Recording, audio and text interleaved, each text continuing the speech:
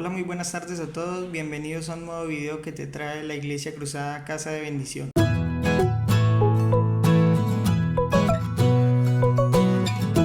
Y la historia de la cual les quiero hablar el día de hoy se encuentra en el capítulo 30 del primer libro de Samuel, versículo de 1 al 4, y dice lo siguiente.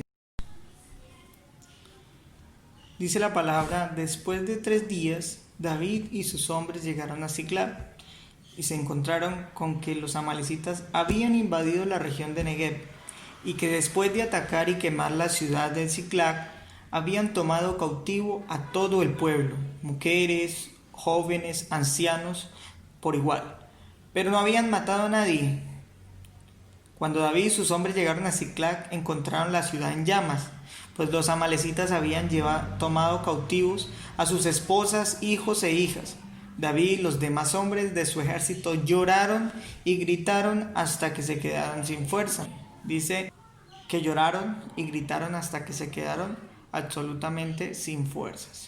Y analizando de pronto de una manera más detallada, entrando al contexto de esta historia, podríamos, o no quisiera imaginarme el panorama o la desilusión tan grande, ¿sí? Ese silencio desolador que pudieron experimentar David y aquellos hombres al llegar a este lugar y encontrar todo en llamas.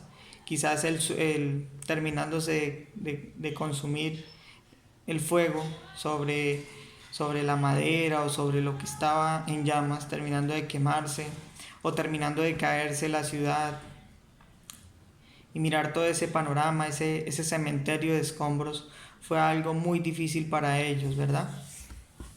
Pero al no ver ni cadáveres ni sobrevivientes, como diríamos, es más la amargura que se pudieron haber experimentado en el corazón aquellos hombres sin saber cuál sería el paradero de su familia, tanto para David como para todos aquellos hombres. Habían sido llevados en ese entonces cautivos, los tesoros más grandes que ellos tenían en ese entonces, hablando de qué, de la familia, esposas, hijos, ancianos, todo lo que ellos tenían en aquella ciudad valioso había sido llevado como ese botín de guerra, ¿sí?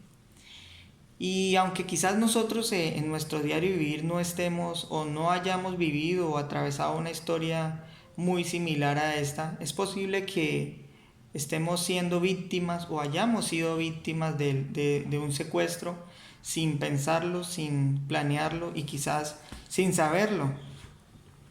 Pero ¿cómo así? ¿Cómo es posible esto? ¿Cómo es posible que hayamos sido víctimas de un secuestro? Cuando menos nosotros lo imaginamos, Satanás, como ese terrorista, como ese bandido y sus secuaces, en este caso los demonios de las tinieblas, nos atacan, lo primero que intenta secuestrarnos o lo primero que intenta arrebatarnos es nuestra comunión con Dios, ¿sí?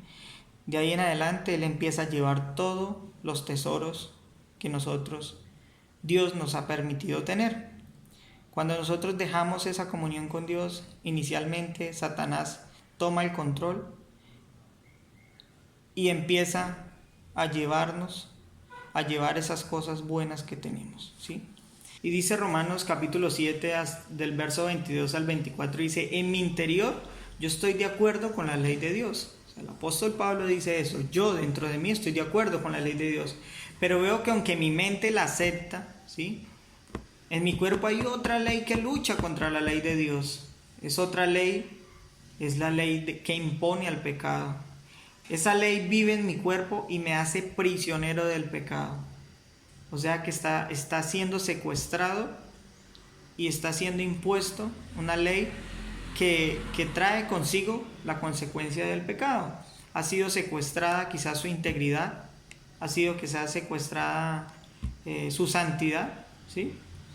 Y eso es muy terrible, dice el versículo 4. ¿Quién me salvará de este cuerpo que me causa muerte? ¿Qué parte de nosotros tal vez esté secuestrada sin saberlo?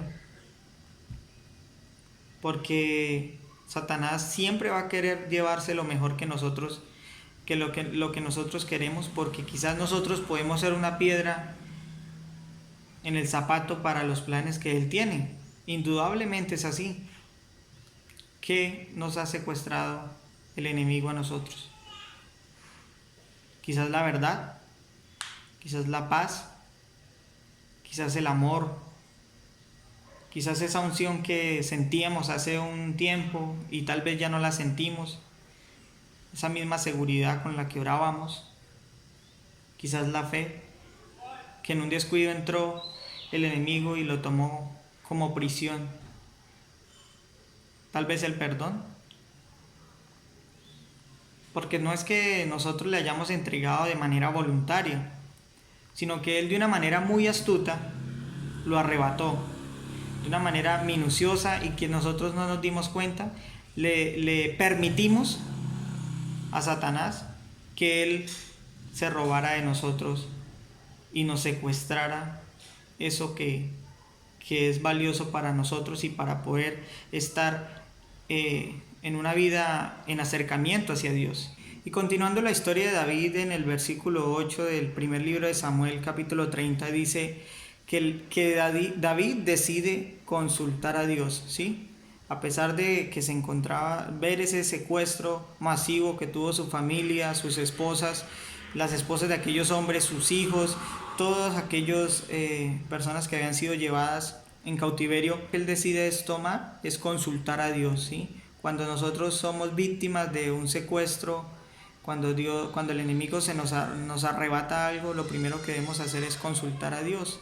La mejor decisión que podemos tomar es consultar a Dios. Que se ha robado nuestra comunión, consultemos a Dios. Que se ha robado nuestra paz, nuestra manera de decir las cosas, quizás no podemos perdonar.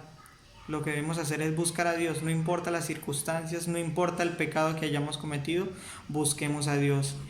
Y dice el capítulo 7, versículo 8, dice, Dios me salvará, ¿sí?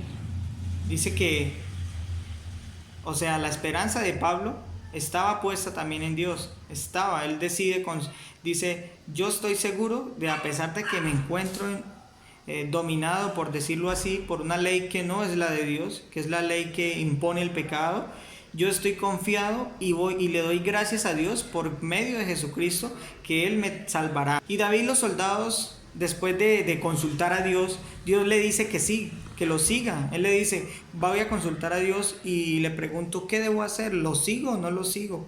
A estas personas que habían sido llevadas cautivas. Entonces Dios le dice que sí, que siga, que los persiga. Y David, pues al final logra nuevamente liberar a sus esposas, a las esposas de aquellos hombres que habían luchado. Y aparte de eso, también él trae ese nuevo botín de guerra. Después de ser él el botín de guerra para el enemigo, él logra traer ese botín de guerra. No sé cuál sea la circunstancia que estemos atravesando, cuál sea la parte de nosotros que ha sido secuestrada, pero podemos liberarla, podemos lucharla, podemos, después de pasar esa situación, Dios nos dará la victoria. Adicionalmente vamos a arrebatarle al enemigo cosas no solamente de nosotros, sino quizás de nuestra familia, de nuestros amigos, dificultades, y vamos a salir victoriosos. Y ya para concluir, mis queridos amigos y hermanos, no dejemos de confiar en Dios, porque llegará siempre a nuestro rescate. Cualquier parte de nosotros que haya sido secuestrada, Dios llegará. Si nos equivocamos, si te equivocas, si nos equivocamos, no temamos. Más bien procuremos el perdón de Dios, porque lo que quiere el enemigo es que nosotros seamos avergonzados y que dejemos de venir a la iglesia, que dejemos de buscar a Dios, que dejemos de aprender de Dios y querer ser mejores personas. Eso es lo que quiere Satanás, avergonzarnos. Así que ánimo, porque con Dios estará siempre la libertad.